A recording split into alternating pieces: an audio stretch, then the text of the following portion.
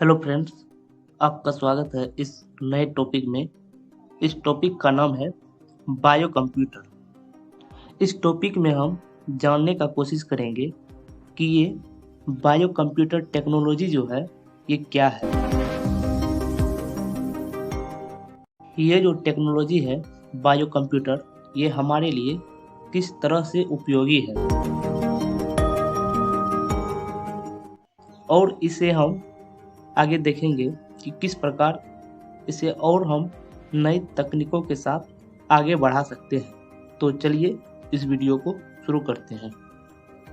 हाल ही में वैज्ञानिकों ने ऑर्गेनॉइड इंटेलिजेंस नामक अनुसंधान के एक संभावित क्रांतिकारी नए क्षेत्र के लिए एक योजना की रूपरेखा तैयार की है, जिसका उद्देश्य बायो कंप्यूटर बनाना है, जहां प्रयोगशाला में विकसित 3D मस्तिष्क संस्कृतियों को वास्तविक दुनिया के सेंसर और इनपुट आउटपुट उपकरणों से जोड़ा जाता है। प्रौद्योगिकी से मस्तिष्क की परिसंस्करण शक्ति का उपयोग करने और मानव अनुभूति सीखने और विभिन्न तंत्रिका संबंधी विकारों के जैविक आधार को समझने की उम्मीद की जाती है।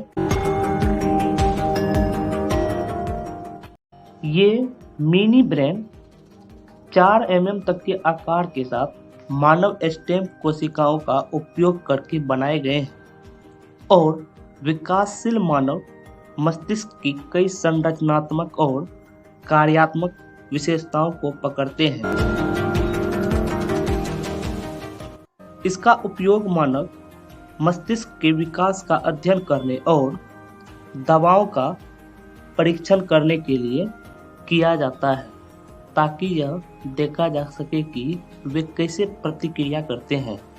हालांकि प्रयोगशाला में विकसित ब्रेन ऑर्गेनॉइड पर्याप्त उन्नत नहीं है, क्योंकि उनमें आवश्यक संवेदी इनपुट और रक्त परिसंचरण की कमी है, जो मानव मस्तिष्क जैसी जटिल अंग के विकास के लिए आवश्यक है। इसके अलावा वैज्ञानिकों ने मानव मस्तिष्क ऑर्गेनॉइड संस्कृतियों को चूहे के मस्तिष्क में प्रत्यारोपित किया और देखा कि उन्होंने चूहे के मस्तिष्क के साथ संबंध बनाए और कार्यात्मक गतिविधि दिखाई। यह प्रणाली मानवीय संदर्भ में मस्तिष्क रोगों का अध्ययन करने का एक तरीका प्रदान करती है। हालांकि ऑर्गेनॉइड अभी भी चूहे मस्तिष्क सूक्ष्म वातावरण में है, जो मानव मस्तिष्क का प्रतिनिधि नहीं हो सकता है।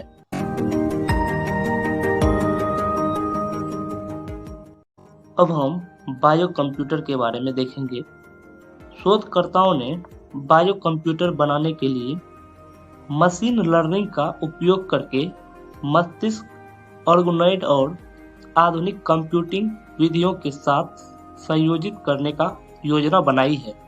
वे कई इलेक्ट्रोडों के साथ संरचनाओं के अंदर ऑर्गेनॉइड विकसित करेंगे, जो न्यूरॉन्स के फायरिंग पैटर्न को रिकॉर्ड कर सकते हैं और संवेदी उत्तेजनाओं की नकल कर सकते हैं। फिर मानव व्यवहार या जीव विज्ञान पर न्यूरॉन प्रतिक्रिया पैटर्न के प्रभाव का विश्लेषण करने के लिए मशीन लर्निंग तकनीकों का उपयोग किया जाएगा। वैज्ञानिकों ने पहले से ही मानव न्यूरॉन्स को एक माइक्रो इलेक्ट्रोड सरणी पर विकसित किया है और उन्हें इलेक्ट्रॉनों के समान विद्युत गतिविधि उत्पन्न करने के लिए प्रशिक्षित किया है। अब हम बायो कंप्यूटर के अपॉर्चुनिटीज के बारे में देखेंगे। पार्किंसन रोग और माइक्रोसेफली जैसी बीमारियों से पीड़ित व्यक्तियों की स्टेम कोशिकाओं का उपयोग करके विकसित मस्तिष्क ऑर्गेनॉइड इन स्थितियों के लिए दवा के विकास में सहायता कर सकते हैं।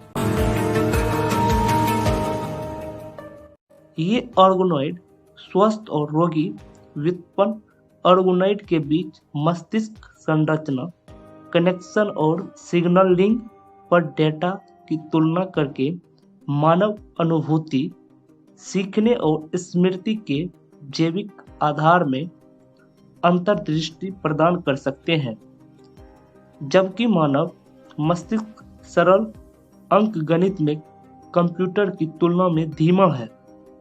जटिल जानकारी संसाधित करने में वे मशीनों से आगे निकल जाते हैं।